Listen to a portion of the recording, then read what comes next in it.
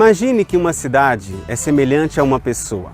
Assim como qualquer uma de nós, uma cidade tem uma história, uma identidade e algumas características que a tornam diferentes de qualquer outra. Como ocorre com uma cidade tem suas origens, seu surgimento, crescimento e desenvolvimento até chegar à idade adulta ou à velhice.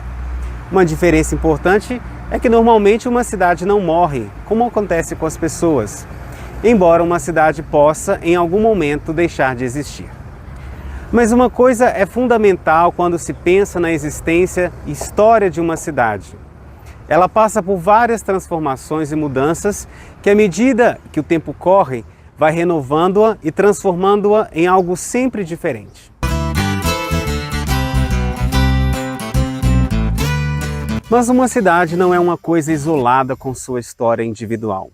Ela é, assim como uma pessoa, um membro, uma parte de algo maior. Esse algo maior, em um primeiro nível, é o município. E o município, assim como as pessoas e a cidade, também tem sua história.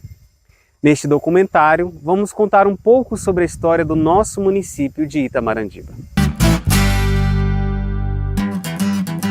Itamarandiba está situada em uma região do estado de Minas Gerais chamada Vale do Jequitinhonha e geograficamente está na região nordeste do estado.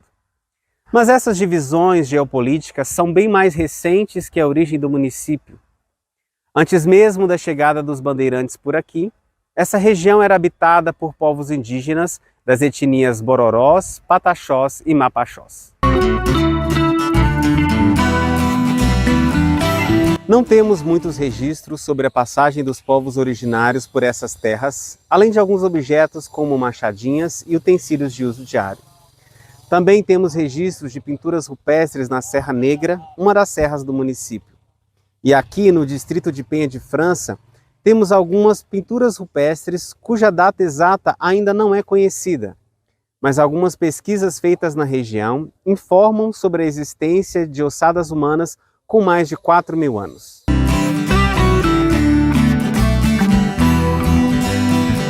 Aqui em Penha de França não é apenas um dos lugares que encontramos registros em pintura dos povos originários do município, mas é também o lugar onde tudo começou na grande história do surgimento e desenvolvimento de Itamarandiba.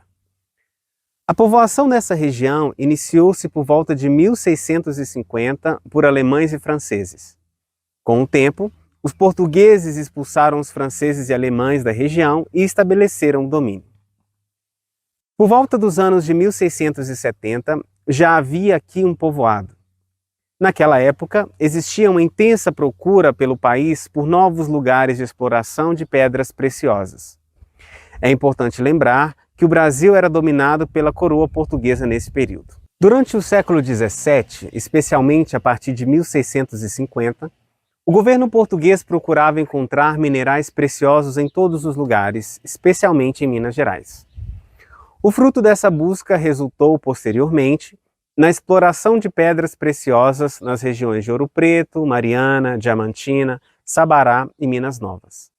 Em uma iniciativa de expansão pelo interior do país, o governo português incentivou um projeto chamado Bandeiras, no qual alguns homens saíram pelo país afora, expandindo as rotas de acesso ao interior, fundando povoações, dominando indígenas e procurando recursos minerais. Um desses grupos de exploradores era comandado pelo bandeirante Fernão Dias Pais Leme. Por volta dos anos de 1674, ele passou pela região de Penha de França à procura de esmeraldas, especialmente aqui na Serra do Ambrósio, uma das serras que compõem o município, mas ele nada encontrou. A partir daqui, ele seguiu viagem à procura das suas esmeraldas.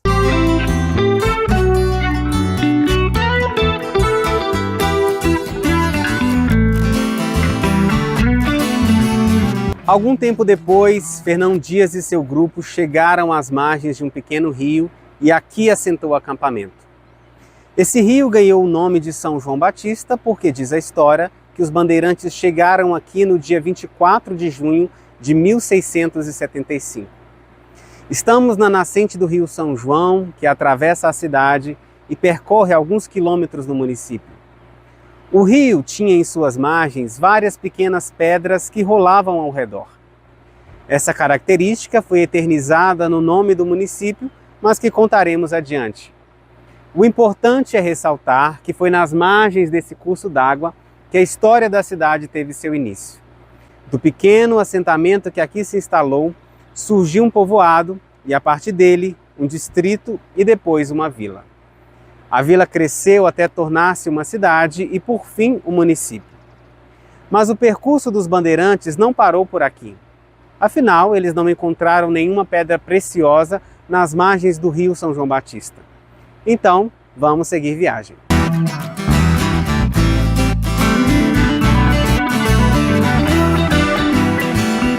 Estamos em uma parte da Serra Negra chamada Tromba d'Anta. Este local está próximo de um outro distrito bastante antigo do município, o de Santa Luzia. Mas o povoamento do distrito de Santa Luzia é bem mais recente que o de Penha de França. Os registros históricos contam que foi aqui que os bandeirantes encontraram algumas pedras verdes que acreditavam ser esmeraldas. Daqui, Fernão Dias iniciou uma viagem de volta para casa em São Paulo, e seus companheiros voltaram para o povoamento construído às margens do rio São João Batista.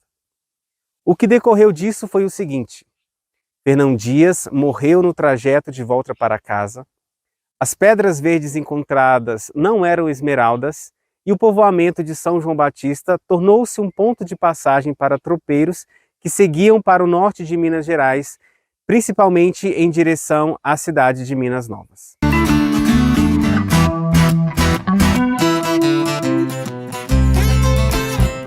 No ano de 2025, Itamarandiba completa 350 anos com a chegada dos bandeirantes e a criação do povoado. Como você pode imaginar, vários acontecimentos importantes passaram pela história de Itamarandiba ao longo desses quase 3 séculos. A título de curiosidade, Itamarandiba é mais antiga que várias capitais do país, como Belo Horizonte, Goiânia, Campo Grande, Curitiba e outras. No entanto, não seria possível fazer uma descrição detalhada sobre esses acontecimentos ocorridos ao longo desses anos, mas alguns deles são muito importantes.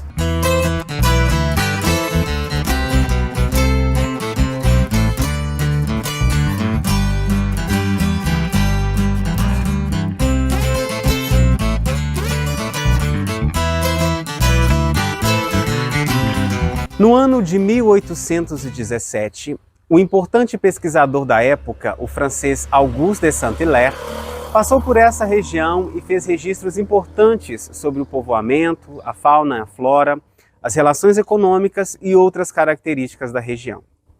Na verdade, ele fez alguns dos primeiros e mais antigos registros documentais sobre o até então povoado de São João Batista.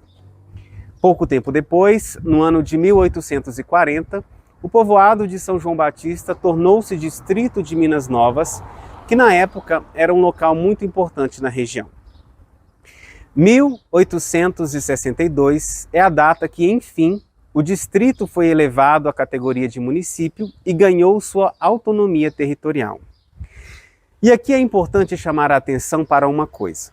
Como eu disse há pouco, em 2025, Itamarandiba completa 350 anos da chegada dos bandeirantes e do primeiro povoamento.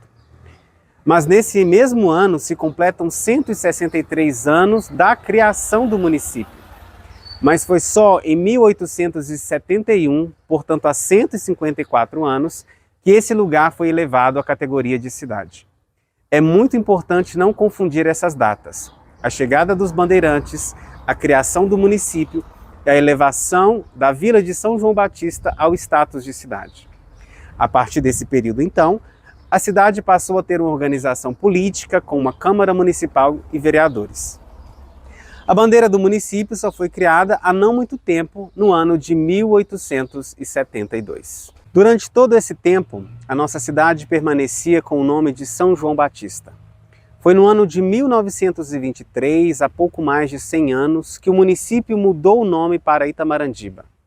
Esse nome vem da língua tupi-guarani e resume o cenário do que os bandeirantes encontraram às margens do rio que cortava esse lugar. Ita quer dizer pedra, marã, pequenas, e indibá, que rolam uma com as outras. Assim, o significado geral do nome de Tamarandiba é pedra pequena que rola junto com as outras, retratando as pequenas pedras rolando nos morros ao redor do rio São João Batista.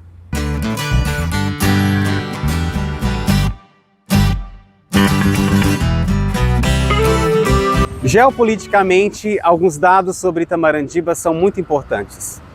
No último censo do IBGE do ano de 2022, a cidade estava com aproximadamente 33 mil pessoas.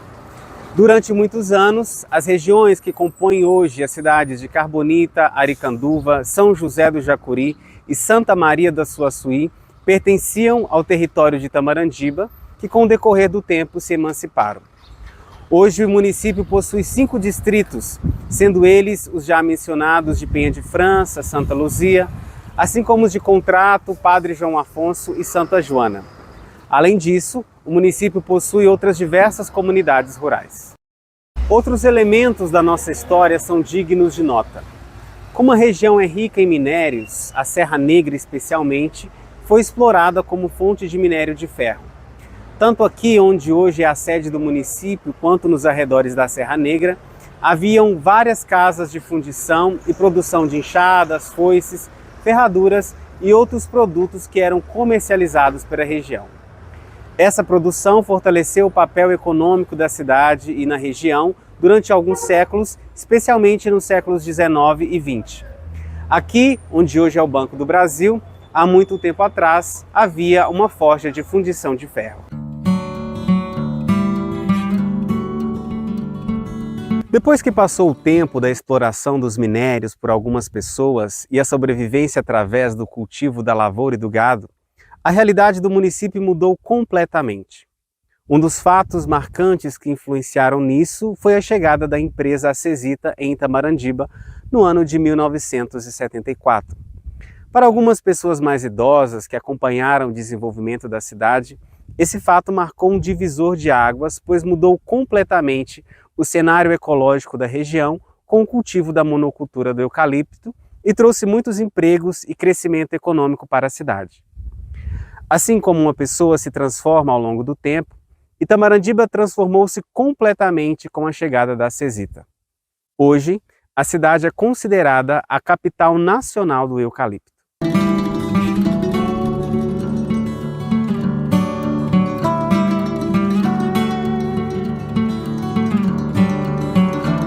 Normalmente, quando queremos conhecer a história de alguém, procuramos fotografias, documentos e relatos sobre a pessoa. Como o município não é diferente. Como eu disse no início, o município ou cidade não morrem, assim como ocorre com as pessoas. Eles apenas se transformam no decorrer do tempo. E um dos modos de acompanhar as transformações de um lugar é olhar para a sua arquitetura. Tamarandiba, diferentemente das cidades históricas como Diamantina, não possui grande arquitetura e nem restam muitos imóveis dos séculos passados. No entanto, ainda restam na cidade algumas construções bem antigas que refletem como a cidade era antigamente e como a vida do povo se organizava. Uma das construções mais antigas que ainda temos preservada é a Igreja de Nossa Senhora do Rosário.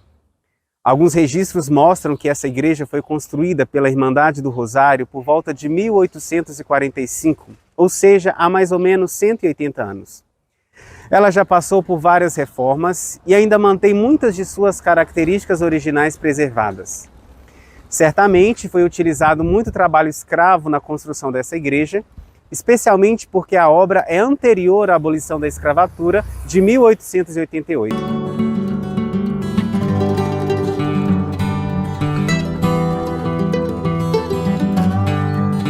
Nessa igreja, já se realizaram inúmeras edições de uma das festividades mais tradicionais da história de Tamarandiba, que é a Festa do Rosário. Vários outros imóveis comerciais e residenciais na cidade foram construídos há mais de um século e são tombados pelo Patrimônio Histórico Municipal. Como esse prédio que foi construído para ser a Prefeitura Municipal e hoje é conhecido como Prefeitura Velha.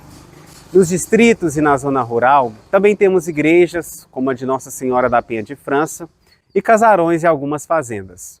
Outros foram derrubados ao longo do tempo e deixaram um grande vazio na infraestrutura da cidade, como o Mercado Velho, construído em modelo semelhante ao de Diamantina e destruído em 1976. Outro monumento que acompanhou a história da cidade e já não existe mais é a antiga Igreja Matriz de São João Batista, que ficava no local onde está situada hoje essa igreja. A antiga matriz teve seu início de construção ainda como uma capela em 1765. Com o tempo, passou por várias ampliações e reformas e foi destruída em 1999 através de um incêndio.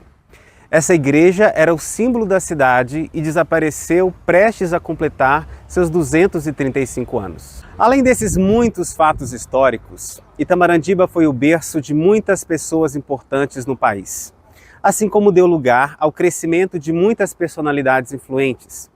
Estamos diante do busto do Dr. Afonso Ulrich Pavy, que desde 1914 exerceu a medicina na cidade, fundou a Santa Casa de Caridade e a maternidade em Itamarandiba. O historiador Paulo Pavy, o cardeal Dom Serafim Fernandes, o bispo Dom Geraldo Guzmão, a personalidade política Dona Tiburtina, o pintor João Bosco, os professores como Mestra Bezinha Gandra, Raimundo Nonato, Teodorinho Fernandes, dentre outros, marcaram a história da cidade e levaram o nome de Itamarandiba para o mundo. Mas ainda temos muitas pessoas importantes que estão vivas, que tiveram e ainda têm papel muito importante para o município. Seria difícil enumerar o nome de todas essas pessoas, mas deixamos registrado o nosso reconhecimento e agradecimento a todas elas.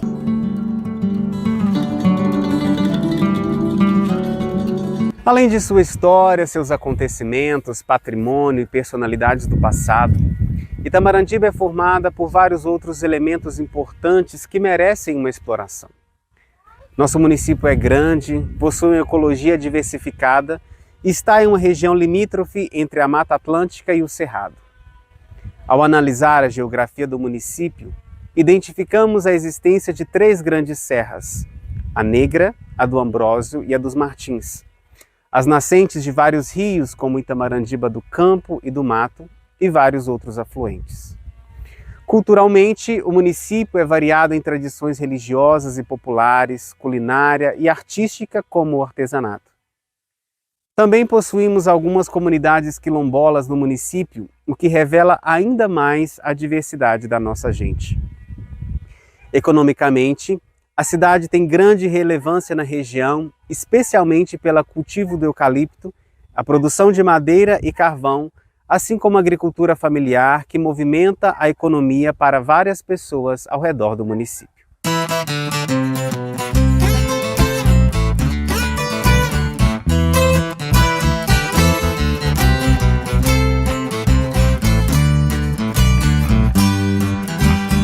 Quando fazemos uma pausa hoje para olhar o nosso passado e o presente, vemos como o antigo povoado de São João Batista se desenvolveu e cresceu ao longo de 3 séculos e meio.